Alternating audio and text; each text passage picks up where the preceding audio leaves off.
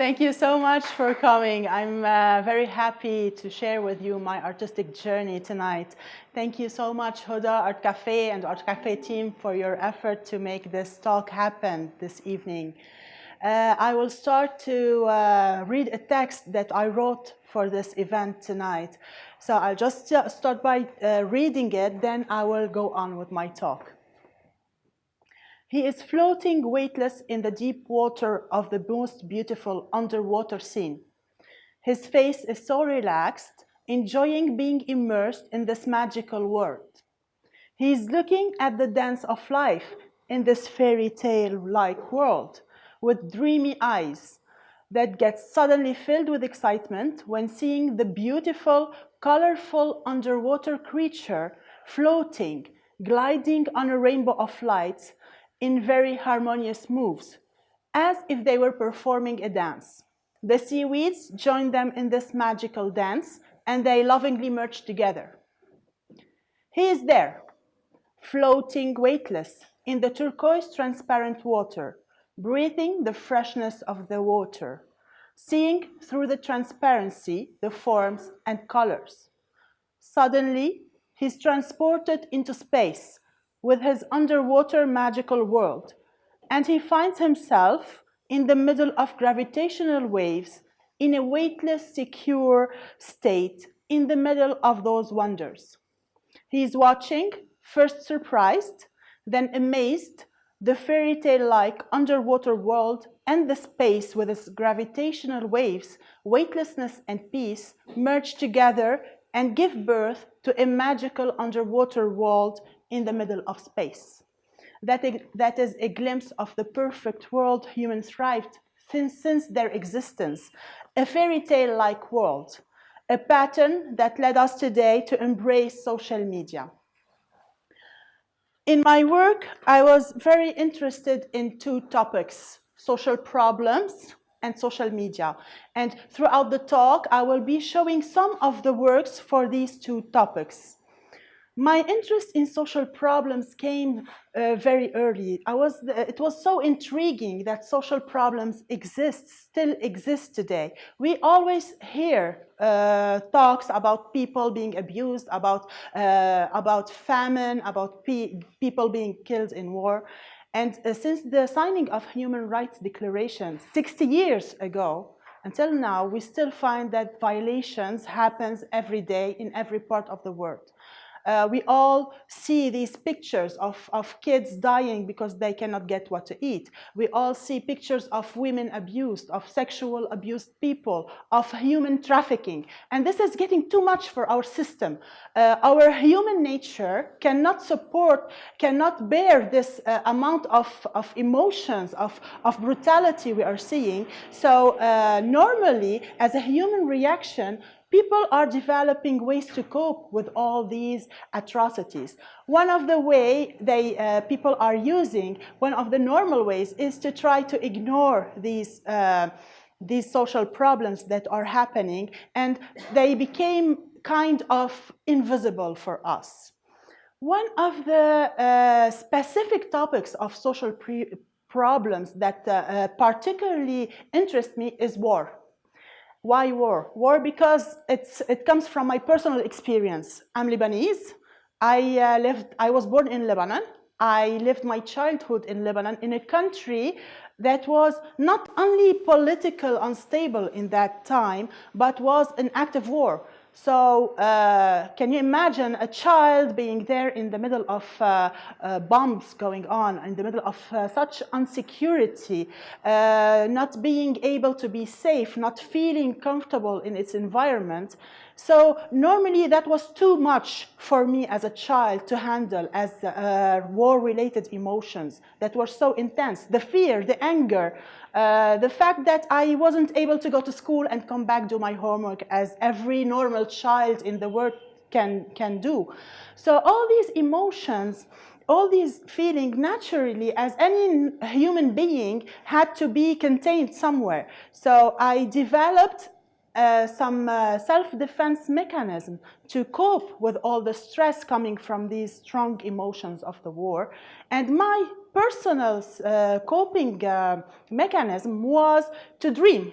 So I was dreaming of this magical fairy tale world where my guardian angel would come and take me away from this unsecure state, environment from the threat I was living every day in my house, waiting for a bomb, a blast to kill me and kill my family.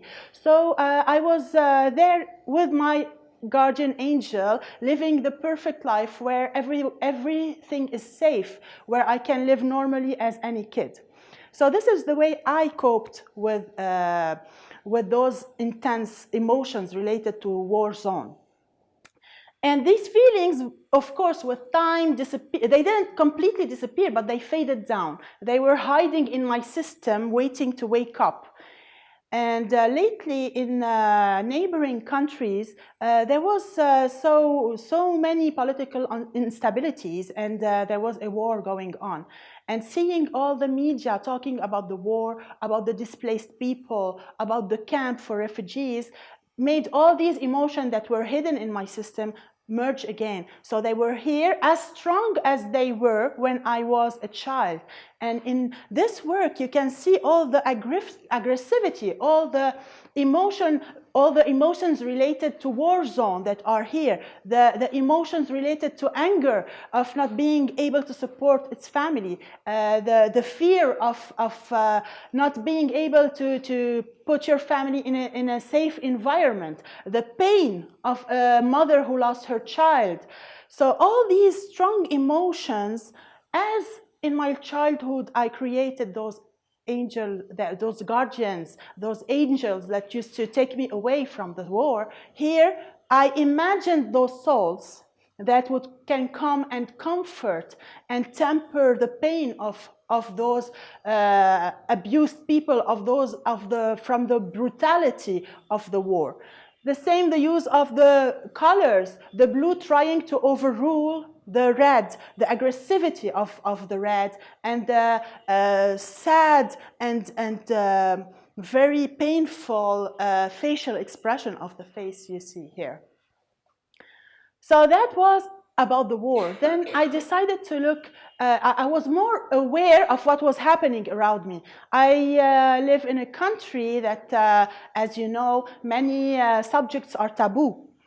And one of the subjects that's starting to be less taboo, and we started talking about it, and people starting to tell stories about it, was abuse.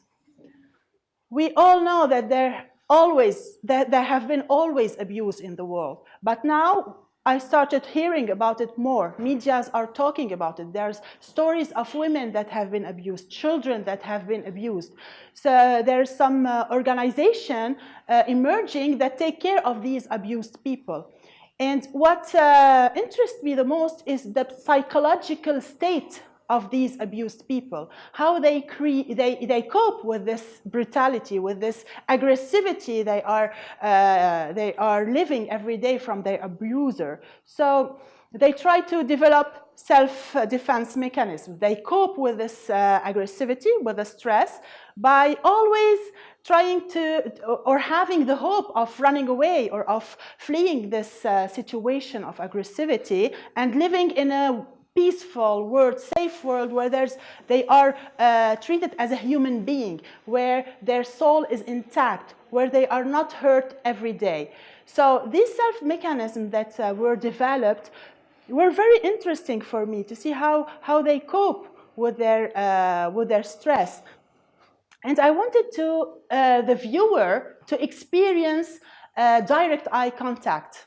And since I'm fascinated with faces, so the face represents the abused person, and you cannot not dive into the eyes. There's some magnetic that attracts you into his eyes, and you see that you want to get in, and you can see that there's plenty of stories he wants to tell you. He wants to talk about his or her sorrow, about his or her way of life that is destroying her, that is just not her humanity that is disappearing because she's being maltreated, or she's being just, there's no justice for her. But as well as those sorrow stories, you can as well see a light in the eyes, a light of hope, a light of this magical fairy tale world she's thriving for. She wants to go there to flee the brutality, the aggressivity of her everyday life and go to her fairy tale like with her Prince Charming and live a life where she is respected, where she gets back her soul and her humanity. So these conflicting emotions, sad and happy, sad and thriving for some hope, are creating like an electroshock. And these conflicting emotions exist as well by the brush strokes and the palette knife technique that is used here in some places of the painting of the work, where you can see aggressive strokes, and in some other places some fluffy light strokes, weightless, like the thrive of this person for a happy fairy tale like world. And the colors that are used are so mixed, like dark and bright colors, like the mixed emotions lived by abused people. So this was my journey around social problems, but it didn't stop here. At a certain point, I wanted to look around to see what's happening in the world, because it wasn't just about me, my country, and what's happening around me. I went to a bigger scale. I wanted to see today, in 2018 or 2017, last year, what was happening in this world. And I just saw social media. Social media that was, since it started, it was so quickly embraced by humans. Very fast, everybody was on social media. Even the children, they have social media, they are so addict, and people are loving the social media effect, because it gives them this immersive experience they are looking for to live this perfect life they are thriving to, and try to cope with everyday stress, with everyday's brutality, with everyday's images that might be aggressive for their system. So they embraced social media. It's a happy place. I think everybody here is on social media. I am on social media too, and I had an experience on social media. So it's a place where you can pretend to be whomever you want. It's completely virtual. It's completely an illusion.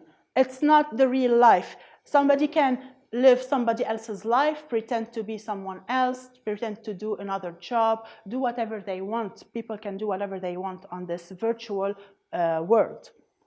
But this virtual world is very harmless as well, because being in this wonderful world, and we are not just imagining it, we are living inside this world.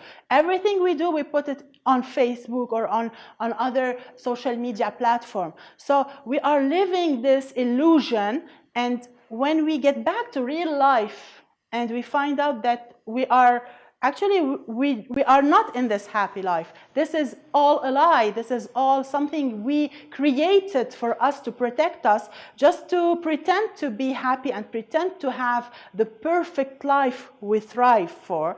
So we created this image we wanted everybody to see about us. Then we wake up to in the real life, and we see that something else is happening. There is bad things happening. There is a life that is not perfect. There's black and white. And this is so depressing for a person to wake up in a world when she was living a dream, a very happy fairy tale-like dream on social media.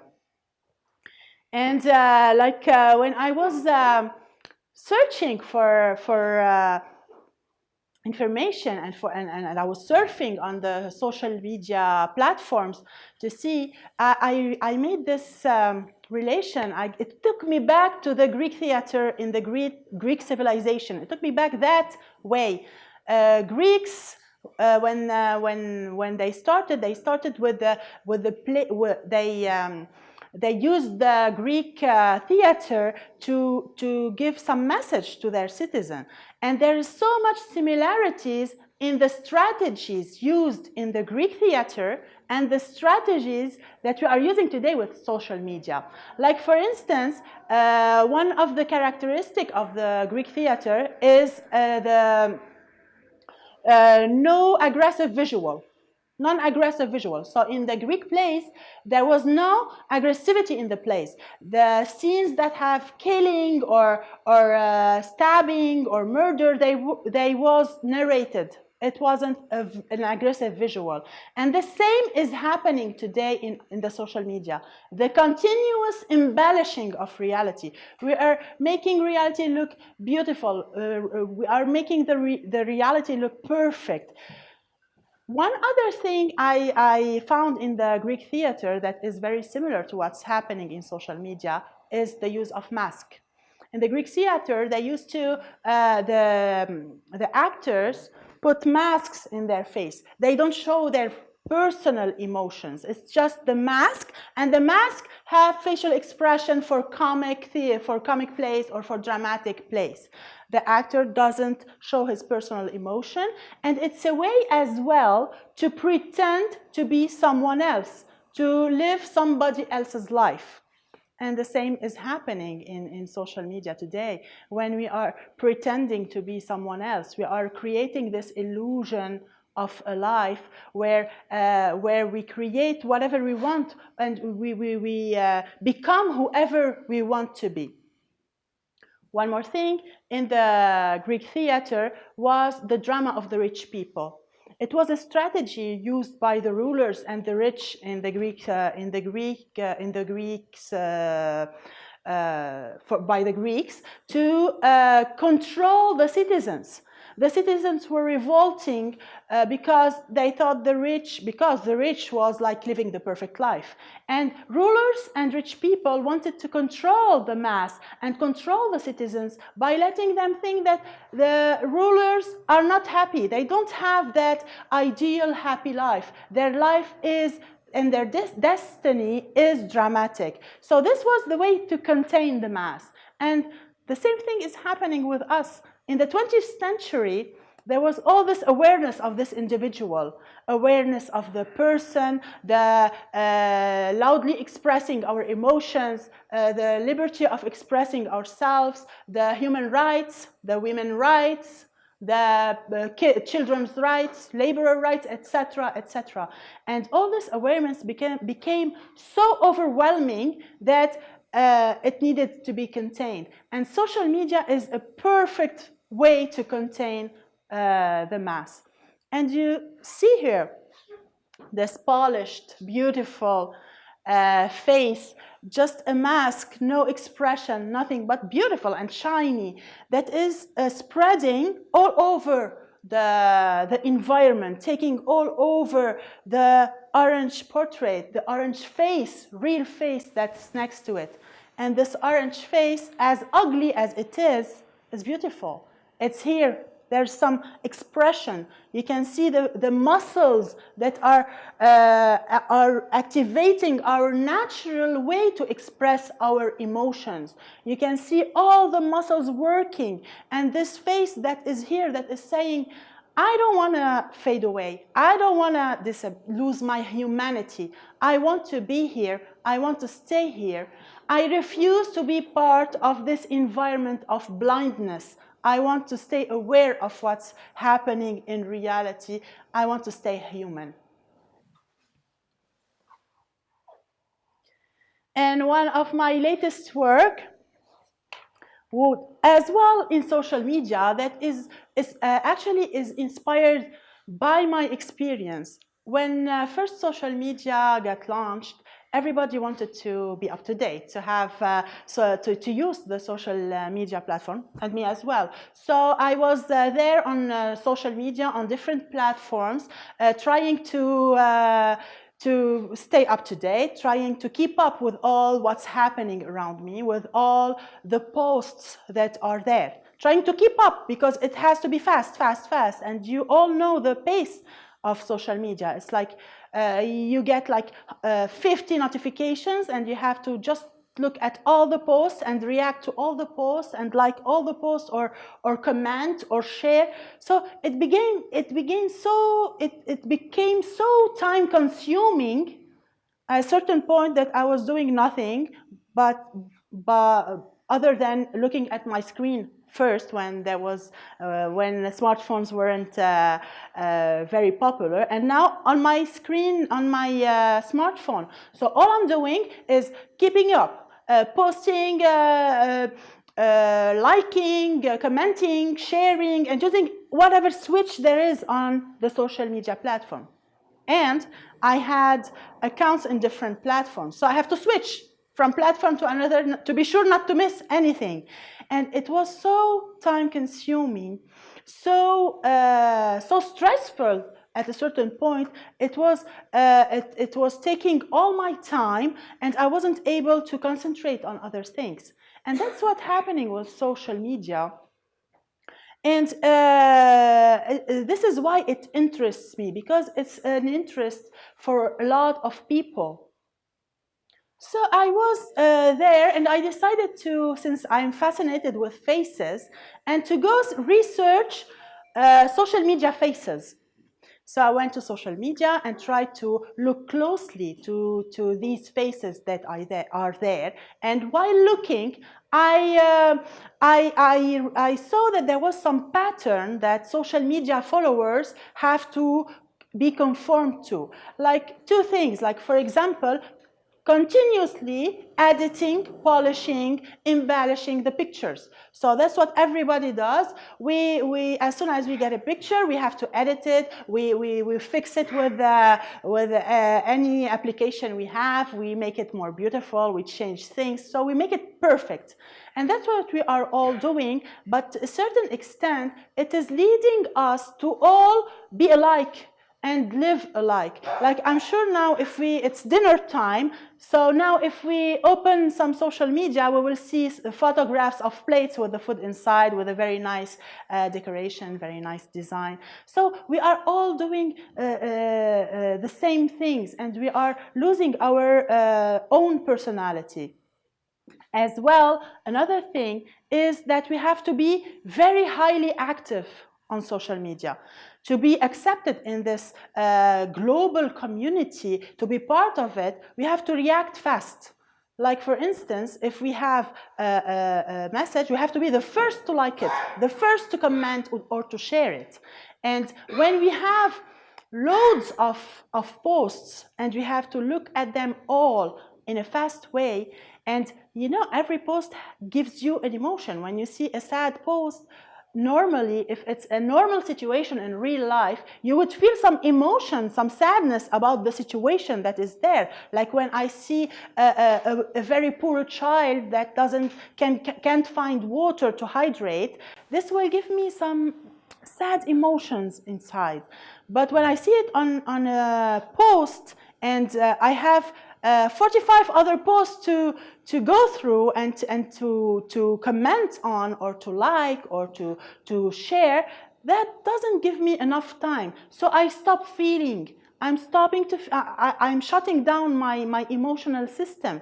And a human being normally cannot go through so many emotions so fast.